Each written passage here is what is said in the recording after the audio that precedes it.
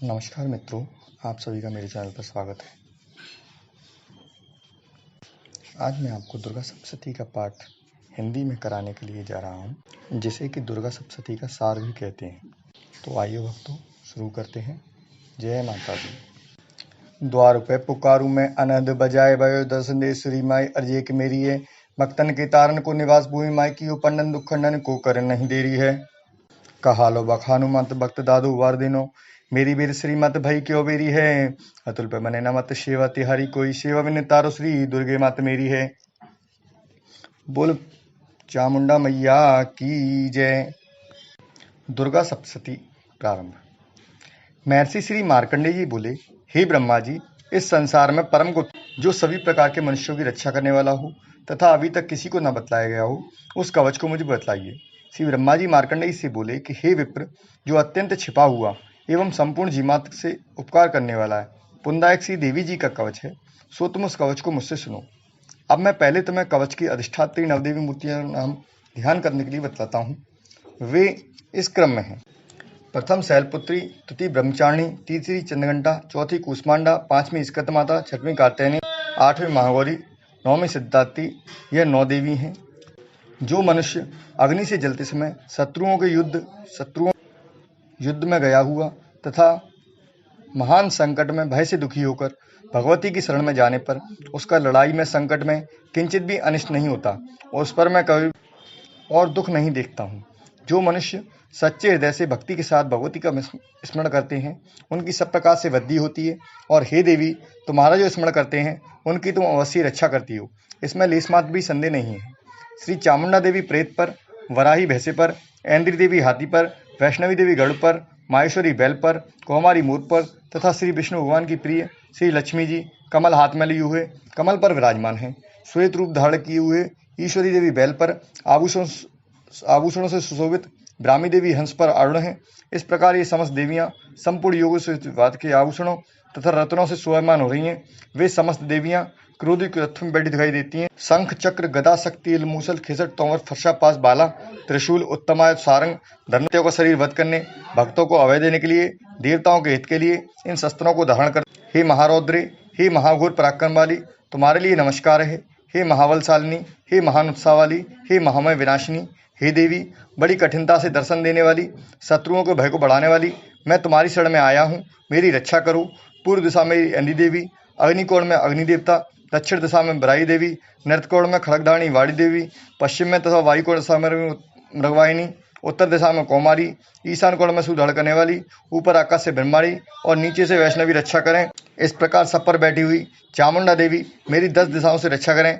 जय देवी आगे की तरफ से, विजय देवी पीछे की तरफ से, अजिता देवी बाईं तरफ से, दाहिनी ओर से अपराजिता देवी, उदोतिन देवी चुटिया की, उमा देवी श्रावण मालाधारी माथे की, यशस्विनी देवी दोनों भौं की, त्रिनेत्रा देवी भौं के मध्य स्थान की, नथरों की रक्षा यमघंटा देवी, आंखों के मध्य की शंखिनी देवी, कानों में द्वारवासिनी, कालिका कपूलों की, कर्णमूल में शाकरी, नासिका की सुगंधा, ऊपर की ओर अमृत कला, नीचे की ओटी की सरस्वती जिब्याती, दांतों की कौमारी, कंठदेश की चंडिका, चित्रघंटा गले की, तालु की महामाया रक्षा करें। कामाक्षी ठोड़ी की, वाड़ी की सर्वमंगला भद्रकाली, गर्दन की, धनुधारी पीठ की, कंठ से बाहर नलगिरी नलकुरी कंडली, खड़गदानी दोनों कंधों की, बाहुओं की वज्राणी रक्षा करें। दंडनी दोनों हाथों की, अंबिका समस्त नखों की शूलेश्वरी, कोक की कुलेश्वरी, महादेवी स्तनों की, शोक निवासी मेरे मन की, ललिता देवी हृदय की, शूलदानी उदर की रक्षा करें। नाभि की कामनी, ग्रहस्थान की ग्रहेश्वरी, पूतन कामनी लिंग की, महिषवासिनी गुदा की, कमर की भगवती, गौंटुओं की विंध्यवासिनी, सब काम देने वाली महावली देवी जंगाओं की रक्षा करें। टखनुओं की नारसिंगी, पाँव के पृष्ठभाग की तेज देवी, पाँव की अंगुलियों की श्रीधर देवी, तलुओं की दांट्रकराली नखों की, ऊर्ध्वकेशनी केशों की, कौमारी रूप छिद्रों की, वागीश्वरी चमड़े की रक्षा करें। रक्त मज्जा वसा मांसस्थि की पार्वती देवी, कालराती आतों की, मुक्तेश्वरी पित्त की, पद्मकोशी पद्मावती, श्लेमा की चौड़ामुली देवी, ज्वालामुखिनी जल की, समर सुंदर की अभिदा रक्षा करें।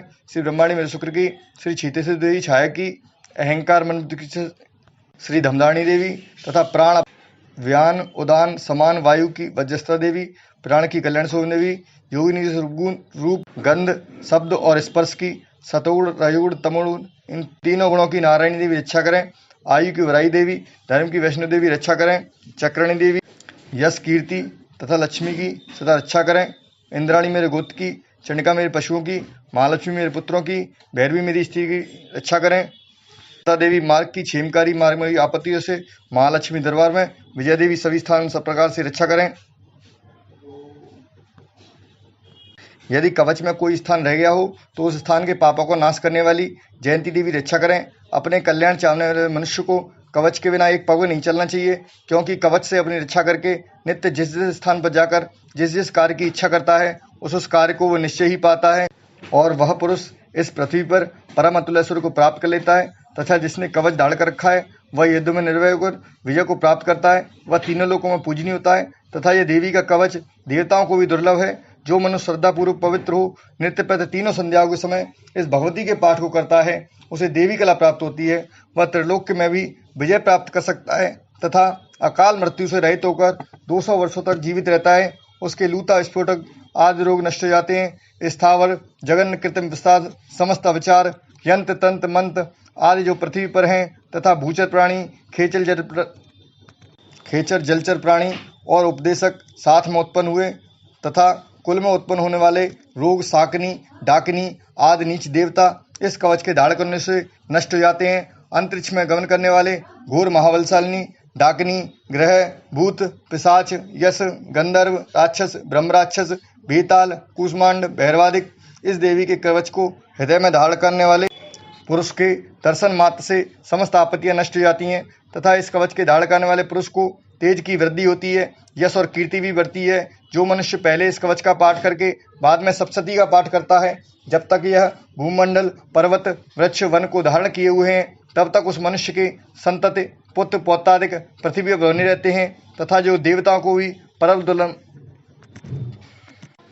दुर्लभ स्थान है, वह देहांत के बाद उस परमोत्तम धाम को प्राप्त करता है और फिर दिव्य स्वरूप को प्राप्त होकर शिवजी के साथ परमानंद को प्राप्त करता है। इत श्री देवी कवच भाषा संपूर्णम। बोल दुर्गे मैया की जय। श्री अर्गला स्तोत्रम प्रारंभ। जयंती, मंगला, भद्रकालिनी, कपालिनी, दुर्गा, क्षमा, शिवादात्री, स्वाहा, सुधा आदि मूर्तिमयी देवियों को नमस्कार है। हे चामुंडा देवी, हे प्राणी मात्र का कष्ट हरने वाली देवी, तुम्हारी जय हो। हे सर्वव्यापिनी, आपकी जय हो। हे कालरात्रि, आपकी जय हो। हे मधुकट दत्त माने वाली, ब्रह्मा जी को वरदान देने वाली, तुम्हारे लिए नमस्कार है। हे देवी, मुझको रूप दो, जय दो, यश दो तथा दुश्मनों का संहार करो। हे महिषासुर दैत्य को मारने वाली, भक्तों के लिए सुख देने वाली, तुमको नमस्कार है। हे भगवती, तुम मेरे लिए सुंदर स्वरूप दो, जय दो, यश दो तथा दुश्मनों का संहार करो। हे रक्तवीर दैत्य का वध करने वाली, हे चंडमुंड का विनाश करने वाली देवी, मुझको रूप दो, जय दो, यश दो तथा दुश्मनों का संहार करो। हे शुंभ निशुंभ तथा धूम्राक्ष दैत्य को मर्दन करने वाली, तुमको नमस्कार है। मुझको रूप दो, जय दो, यश दो तथा दुश्मनों का संहार करो। पूजित चरण वाली देवी, समस्त सौभाग्य देने वाली देवी, मुझको रूप दो, जय दो, यश दो तथा दुश्मनों का संहार करो। अचिंतनीय रूप और चैत्य वाली, समस्त शत्रुओं का विनाश करने वाली देवी, मुझको रूप दो, जय दो तथा दुश्मनों का संहार करो। हे दुखनाशक चंडिके, भक्ति से सदैव नमस्कार करने वालों को आप रूप दो, जय दो, यश दो तथा दुश्मनों का संहार करो। हे चंडिके, रोगनाशनी, भक्ति सहित तुम्हारी स्तुति करने वाले भक्तों को रूप दो, जय दो, यश दो तथा दुश्मन संहार करो। हे चंडिके, जो तुम्हारी भक्ति सहित निरंतर पूजा करते हैं उनको रूप दो, जय दो, यश दो तथा दुश्मनों संहार करो। हे देवी, मेरे लिए सौभाग्य, आरोग्य तथा परम सुख दीजिए और रूप दो, जय दो, यश दो तथा दुश्मन संहार करो। हे भगवती, बैरियों को नष्ट कर मुझे बलवान करो तथा रूप दो, जय दो, यश दो तथा दुश्मनों संहार करो। हे देवी, मेरा कल्याण करो, परम संपत्ति दो तथा मुझको रूप दो, जय दो, यश दो तथा दुश्मनों संहार करो। देवता और राक्षसों के मुकुटरत्नों से स्पर्श केशवाल देवी, मुझे रूप दो, जय दो, यश दो तथा दुश्मनों संहार करो। हे देवी, मुझे तथा भक्तजनों को विद्यावान लक्ष्मीवान करो तथा रूप दो, जय दो, यश दो तथा दुश्मनों का संहार करो। हे चंडिके, प्रचंड दैत्य को मान को नष्ट कर मुझे नम्र के लिए उस रूप दो, जय दो, यश दो तथा दुश्मनों का संहार करो। हे चार विवाह वाली माई और स्तुति की गई परमेश्वरी, मुझे रूप दो, जय दो, यश दो तथा दुश्मनों का संहार करो। सदैव श्री कृष्ण मान स्तुति की हे के रूप दो, जय दो, यश दो तथा दुश्मन संहार करो। हे मातृ सुता के नाथ से पूजित परमेश्वरी, मुझे रूप दो, जय दो, यश दो तथा दुश्मनों संहार करो। इंद्राणी के पति के सद्भाव से पूजित परमेश्वरी, मुझे रूप दो, जय दो, यश दो तथा दुश्मनों संहार करो। हे देवी, हे प्रचंड दंडों से दुष्ट के घमंड को नष्ट करने वाली, रूप दो, जय तथा दुश्मनों का संहार करो। भक्तजनों को अत्यधिक दिए हुए परमानंद गुरुभाई जयदम के मुझे रूप दो, जय दो, यश दो, दुश्मनों श्रृंगार करो। हे देवी, मन की इच्छा न चलने वाली, कठिन संसार से तारने वाली, श्रेष्ठ कुलोत्तम स्वरूप वाली पत्नी दो, श्रेष्ठ कुलोत्पन्न स्वरूप वाली पत्नी दो। जो मनुष्य इस स्तोत्र को पढ़कर महास्तोत्र का पाठ करता है वह पुरुष सप्तशती की संख्या के समान वर और संपत्ति को प्राप्त करता है। इस श्री मार्कंडेय पुराण स्तोत्रम संपूर्णम। बोल कैला मैया की जय, बोल चामुंडा माई की जय। अथ कीलकम स्तोत्रम प्रारंभम। महर्षि श्री मार्कंडेय जी ने कहा, हे अर्धचंद्रमा को धारण करने वाले, दिव्य 3 नेत्र वाले, निर्मल ज्ञान के स्वरूप शरीर वाले देवत्री स्वरूप शंकर जी को नमस्कार करता हूँ। मंत्र के जाप व उत्कीलन आदि सबको समझकर निरंतर जाप करने वाला सप्तशती के पाठ मोक्ष को प्राप्त कर लेता है। इस प्रकार सप्तशती का पाठ व जप करने वाले पुरुष को उच्चाटन आदि वस्तुएं सिद्ध हो जाती हैं। केवल स्तोत्र मात्र में स्तुति करने से भगवती सिद्ध होती है। ना ऐसा कोई मंत्र है, ना औषध जिसके जप किए बिना हुआ सभी उच्चाटन का सिद्ध हो जाते, समस्त वस्तुएं इससे शुद्ध हो जाएंगी। इस प्रकार की शंका करके समाधान से शंकर जी ने सुबुध कीलक को कहा है। तदनंतर चंडिका देवी के स्तोत्र को गुप्त कर दिया है। इस स्तोत्र के पाठ करने से उत्पन्न पुण्य फल स्थायी प्राप्त होता है। इसलिए निसंदेह जो पुरुष सावधान होकर कृष्ण पक्ष की चतुर्दशी या अष्टमी को प्रथम पदार्थ पीछे प्रसाद रूप में लेता है उसी से दुर्गा देवी सिद्ध होती है, अन्यथा नहीं। इस प्रकार शंकर जी ने सिद्धि रोकने के लिए कीलित किया है। इसलिए इसका निष्कीलन करके जो नित्य जपता है वह सिद्ध गण या गंधर्व होता है। उस व्यक्ति को घूमने में कहीं भी भय नहीं होता और ना ही अपमृत्यु ही होती है। उसकी मृत्यु के बाद मोक्ष होती है। विधि को समझ करके प्रारंभ करें, बिना समझे करने से विनाश होता है। अतः किसी विद्वान से स्रोत की संपूर्ण विधि को जानकर प्रारंभ करें। विद्वान समस्त विधि को जानकर ही प्रारंभ करते हैं। स्त्रियों में जो सौभाग्य दिखाई देते हैं वह सब तेरी कृपा प्रसाद से तथा जप करने योग्य हैं। जो पुरुष इस स्तोत्र का धीरे धीरे स्पष्ट पाठ करते हैं उनको सभी संपत्ति प्राप्त होती है। इसलिए इसका पाठ उत्साह से प्रारंभ करना चाहिए। इसके प्रसाद से ऐश्वर्य, सौभाग्य, आरोग्य, संपदा, शत्रुनाश तथा उत्तम मोक्ष प्राप्त होती है। ऐसी देवी की स्तुति अवश्य करनी चाहिए। श्री भगवतम कीलकम समाप्तम। बोल दुर्गा मैया की जय। मित्रों, कवच और कुंडल सुनने के बाद में इसमें हमारा एक 12 अध्याय आता है जो समस्त दुर्गा सप्तशती के महात्म्य का वर्णन करता है। आइए हम शुरू करते हैं उसको। बोल दुर्गे मैया की जय। देवी बोली, जो मनुष्य एकाग्र मन से नित्य प्रति इस स्त्रोत से मेरी प्रार्थना करता है उस मनुष्य की समस्त बाधाओं को मैं निश्चय ही समन कर देती हूँ। जो मधुकैटक का विनाश, महिषासुर का घात और सुमनिसु के वध का कीर्तन करेंगे, अष्टमी, चतुर्दशी तथा दोनों पक्षों की नवमी को एकाग्र मन से मेरे इस महात्म्य भक्त से श्रवण करेंगे, उनके समस्त पाप तथा पापों से उत्पन्न आपत्ति दूर हो जाएगी। ना उनकी दरिद्रता होगी, ना उनके स्वजनों का व्यय होगा। ऐसे मनुष्यों को दुश्मन, चोर, राजा, शस्त्र, अग्नि, जल आदि से भय नहीं रहता। इस कारण एकाग्र मन से मेरे इस महात्म्य का भक्ति सहित पाठ करना तथा श्रवण करना चाहिए। मेरा यह महात्म्य महामारी से उत्पन्न समस्त उपद्रव तथा तीनों प्रकार के संतापों को समन करता है। जिस स्थान पर भली प्रकार नित्य प्रति मेरे इस महात्म्य का पाठ किया जाता है उसको मैं कदापि नहीं छोड़ती। मैं वहाँ सदा वास करती हूँ। बलिदान, पूजा, यज्ञ, अन्य महोत्सव आदि में मेरा यह महात्म्य पाठ करने और श्रवण करने योग्य है। जानकारी या अज्ञानता से जो भी बलि, पूजा अथवा हवन किया जाता है उसे मैं प्रसन्न हृदय ग्रहण करती हूँ। प्रतिवर्ष शरद काल में जो महापूजा की जाती है उस समय मेरा महात्म्य भक्ति से सहित श्रवण करने से मनुष्य समस्त बाधाओं से निर्भय होकर धन धान्य तथा पुत्र पौत्रों से परिपूर्ण हो जाता है। जो कि मेरे इस महात्म्य तथा शुभ उत्पत्तियों को पराक्रम श्रवण करते हैं। इस महात्म्य के सुनने वाले के शत्रु न हो कल्याण को प्राप्त करते हैं। उनका मन प्रसन्न रहता है। शांति कर्मों में खोटे स्वप्न देखने पर भयंकर ग्रह पीड़ा में कष्ट देने वाले समस्त कष्ट शांत हो जाते हैं। यह मेरा महात्म्य बाल ग्रहों से ग्रस्त हुए बालकों को शांति दाता है तथा परस्पर के विरोध को मिटाकर मैत्री उत्पन्न करने वाला है। इनके पाठ सुनने से मात्र से राक्षस, भूत और पिशाचों का विनाश हो जाता है।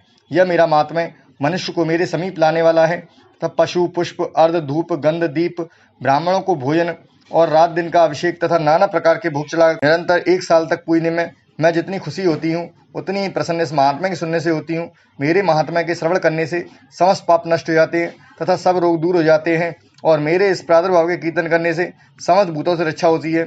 उसे श्रवण करने से मनुष्यों को शत्रु भय नहीं रहता।